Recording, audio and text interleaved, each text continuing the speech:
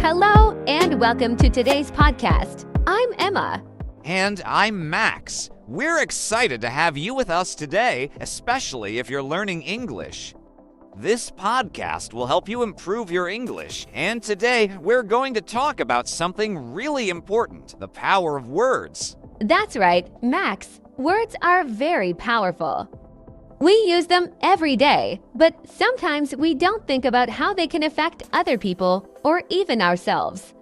Words can make people feel happy, sad, inspired, or even angry. They can build people up or tear them down. Exactly. Let's start by talking about how words can be used in different ways. For example, if I say to someone, "You did a great job," that person will probably feel good. But if I say, "You're not good at this," it might hurt their feelings.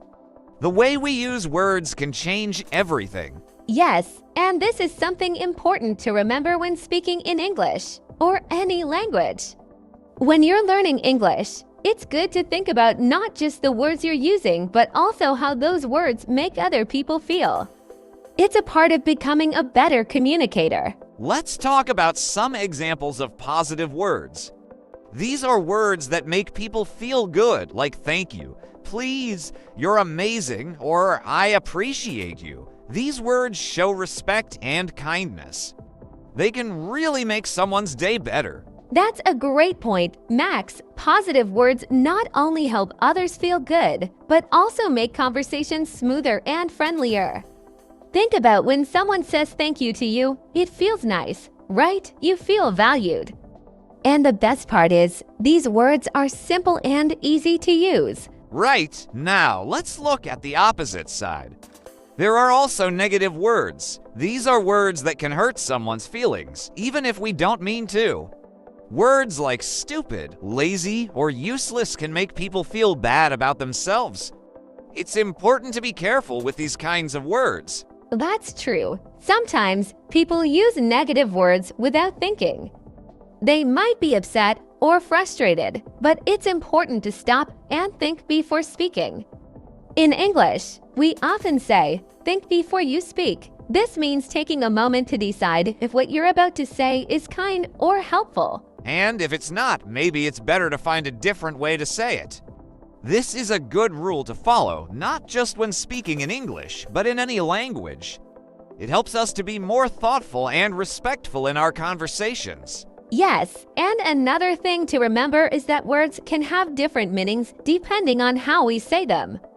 For example, if I say, "That's great," with a smile, it means I'm happy, but if I say, "That's great," in a flat voice, it might sound like I'm not really happy at all. That's a great example, Emma. The tone of voice can change the meaning of our words. When you're learning English, it's good to practice not just the words, but also how you say them. Your tone, your expression, and even your body language all work together to make sure your message is clear. Right, and one of the best ways to learn this is by listening to native speakers. You can watch TV shows, movies, or even podcasts like this one to hear how people use their tone when speaking English. It's a great way to understand the emotion behind the words. Exactly. And if you're ever unsure, you can always ask someone. It's okay to ask questions when learning a new language. If you don't understand how a word is being used, ask for an explanation. It helps you learn and also improves your communication skills. Yes, asking questions is important. It shows that you're interested and that you want to improve. And the more you practice, the more confident you'll become in using English. So don't be afraid to make mistakes. Everyone makes mistakes when learning a new language. That's true. Mistakes are part of learning. And sometimes the words we use might not come out the way we want them to, but that's okay. The key is to keep practicing, keep learning, and keep thinking about the power of your words. Exactly. So today we've talked about how words can make people feel, both in positive and negative ways. We've also looked at how tone and expression can change the meaning of words. These are important things to remember as you continue learning English. Yes, and as we go through today's podcast, we'll continue to explore more about the power of words and how they shape our interactions with others. In the last part, we talked about how words can have a strong impact on people. We discussed positive and negative words and how they make others feel. Now, let's dive deeper into how the words we choose can shape our relationships. The words we use with friends, family, and even strangers can build trust, respect, and connection, or the opposite. Exactly, Max. Words are like bridges. They can connect us to others, or, if we're not careful, they can create distance.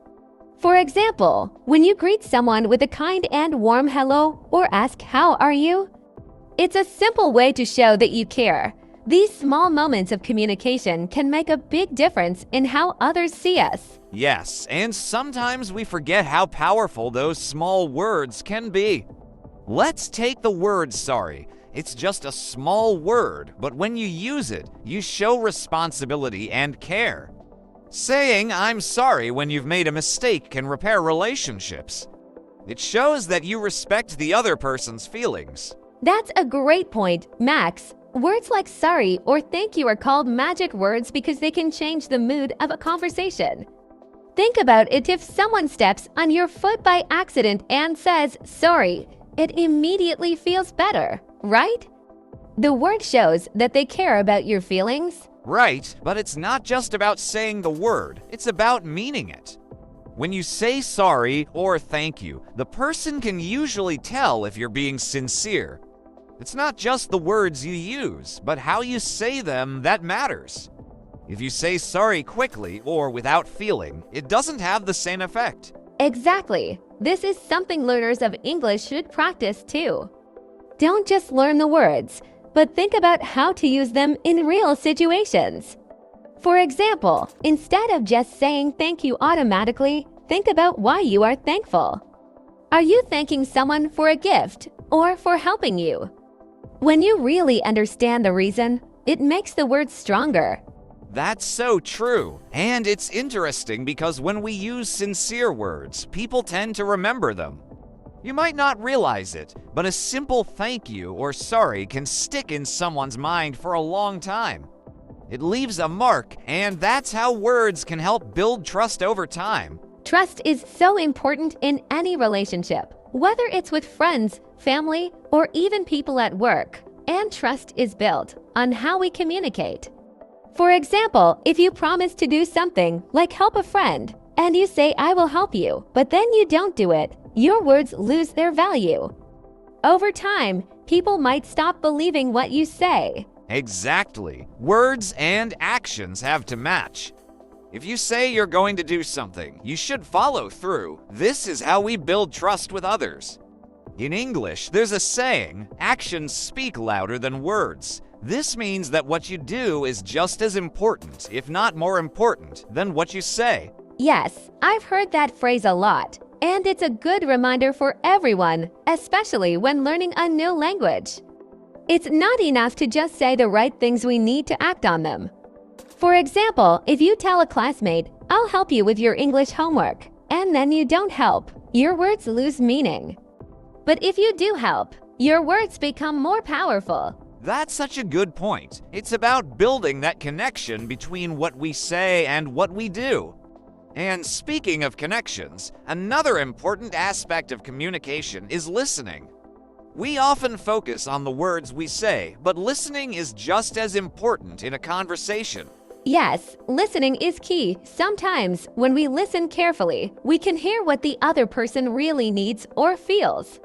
When someone feels heard, they feel valued.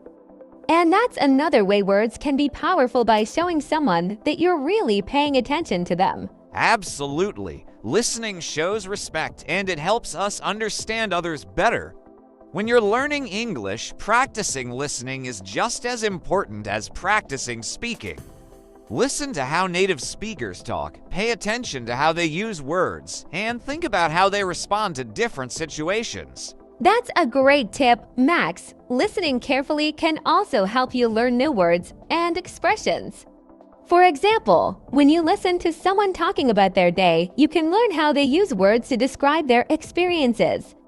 Maybe they'll say something like, "I had a busy day," or "I feel tired." These are simple phrases, but they're useful for everyday conversations. Right, and when we listen carefully, we also become better at responding. If someone tells you they had a hard day, you might say something supportive like, "That sounds tough." "I hope tomorrow is better." It's all about choosing words that match the situation. This is another way to show empathy and kindness with our words. Yes, and that leads to another point, empathy. Empathy is when we try to understand how someone else feels. When we use our words with empathy, we show that we care about the other person's feelings. This can be as simple as saying, "I'm sorry you're feeling sad," or "I understand how you feel." Empathy is so important, especially when communicating in another language. It helps us connect with others, even if we're still learning how to express ourselves. You don't need perfect grammar to show empathy. Sometimes just saying, "I'm here for you" or "I'm listening" can make a big difference. Exactly. Even if you're still learning English, focusing on the meaning of your words and using them with kindness and empathy can make you a better communicator. People appreciate when we try to understand them, even if our English isn't perfect. That's a really good point, Emma. Communication is more than just words. It's about connection. And words, when used with thought and care, can help build those connections. Whether you're learning English or speaking your native language, the way we use words can create strong bonds with others. Yes, and the best part is that this is something everyone can practice. It doesn't matter if you're a beginner or more advanced in English, you can always focus on how your words make others feel. And that's something we can all improve on, no matter what language we're speaking. Exactly. So today, we've talked about how words build trust, how listening is important, and how empathy makes our communication stronger. These are all powerful tools that can help us become better at using language in a way that connects us with others. Yes, and the more we practice using our words carefully and thoughtfully, the better our relationships will be. It's not just about learning new words, it's about using them in a way that shows respect, care, and understanding. We've already explored how words can build trust and connections, how important listening is, and how empathy plays a role in communication. In this part, we'll go even deeper into how the way we use words shapes not just our relationships with others, but also how we see ourselves. Words can influence our confidence, our mindset, and the way we approach life. That's a great place to start, Emma. Let's talk about how the words we use can shape our own self-image. Sometimes we forget that the words we say to ourselves are just as important as the words we say to others. When we talk to ourselves, even in our thoughts, we are constantly sending messages to our minds about who we are and what we're capable of. Exactly, Max. This is something called self-talk. Everyone does it, and it can be either positive or negative. For example, if you're trying to learn English and you keep saying to yourself, "I'm so bad at this," or "I'll never get it right," you're telling your mind to believe that you aren't capable. These negative words create doubt and fear. They make it harder for you to learn and grow. Yes, negative self-talk can really hold us back. It's like putting up walls around yourself. When you constantly tell yourself, "I'm not good enough," or "I can't do this," those words start to feel true, even if they're not. But here's the good news. We can change that by being more aware of the words we use with ourselves. That's so important, Max. If you start to use positive self-talk, like saying, "I'm improving every day," or "I can learn this if I keep trying," you're giving yourself the encouragement you need to keep going. These words motivate you. They open doors instead of closing them. And over time, these positive words can build confidence. Exactly, and confidence is key when learning a new language, or really, when doing anything in life. If you believe that you can improve and grow, you're more likely to put in the effort to succeed. Even small changes in the way we talk to ourselves can make a huge difference. And I think it's helpful to remember that it's okay to make mistakes. A lot of people feel nervous when they're learning English because they're afraid of making mistakes, but mistakes are part of the process. Instead of saying, "I messed up," you can say, "I'm learning." This small change in words can change how you feel about yourself. Yes, learning from mistakes is important. In fact, mistakes can be some of the best teachers. When you say, "I'm learning," instead of "I'm failing," it changes how you see the experience. Every time you make a mistake, it's an opportunity to grow, and the words you use can remind you of that. That's such a great point, Max. I've noticed that when learners of English are kind to themselves with their words, they're more open to practicing. They take more risks, like speaking in front of others, because they aren't afraid of saying the wrong thing. They know that each mistake is part of getting better. Right? And this idea doesn't just apply to learning English. It can be useful in all parts of life. For example, if you're learning to play a musical instrument or trying to improve at a sport, the words you tell yourself make a difference. Saying "I'm improving" or "I'll get there with practice" helps you stay motivated and positive. Yes, and this brings us to another powerful aspect of words: affirmations. Affirmations are positive statements that you say to yourself to help shape your thoughts and actions. For example, you might say, "I am confident in speaking English," or "I am capable of learning new things." These are small sentences, but they can have a big impact. Affirmations are great because they remind us of our strengths and potential. When we say these positive words regularly, we start to believe them.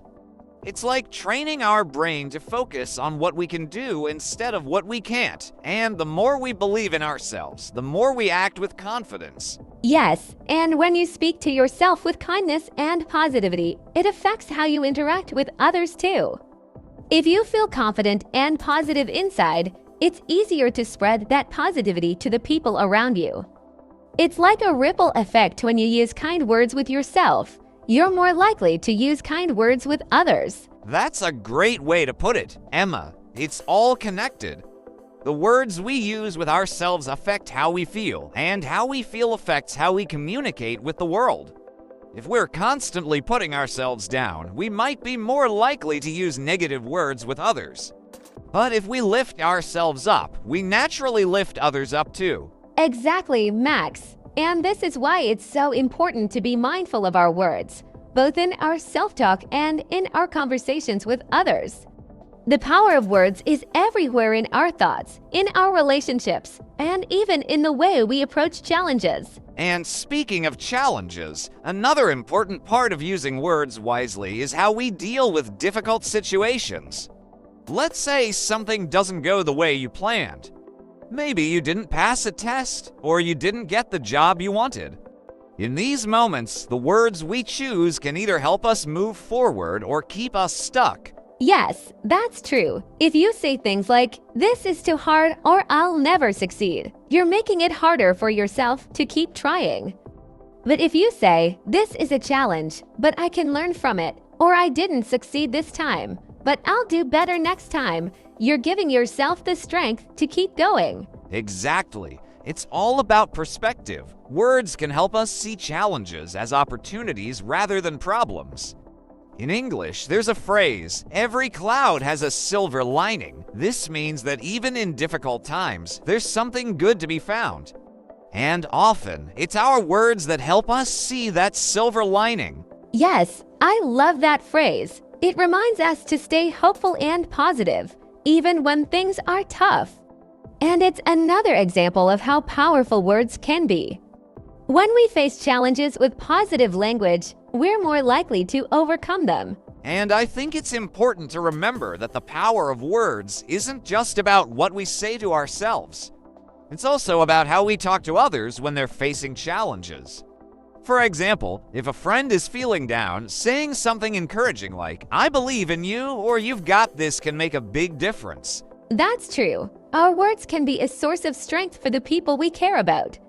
Just a few kind words can give someone the motivation they need to keep going. And sometimes it's not even about solving the problem, it's just about being there and offering support through our words. Yes, sometimes simply saying, "I'm here for you," or "I understand," can be enough to help someone feel better. It's amazing how words, even just a few, can make someone feel less alone or more hopeful. And the best part is, we all have the ability to offer those words to others. Absolutely, Max. And it's not just in big moments. Even in everyday conversations, we can use our words to show kindness and support. Whether it's complimenting someone on their hard work or thanking them for something small, these words of appreciation create a positive environment. Yes, and this brings us back to something we talked about earlier, how words can shape our relationships. When we use words of kindness, empathy, and encouragement, we build stronger connections with the people around us. And that's really what communication is all about, building those connections. Exactly. So, as we wrap up today's podcast, we want to leave you with this. Be mindful of the words you use, not just with others, but with yourself. Words have the power to shape your thoughts, your relationships, and even your future.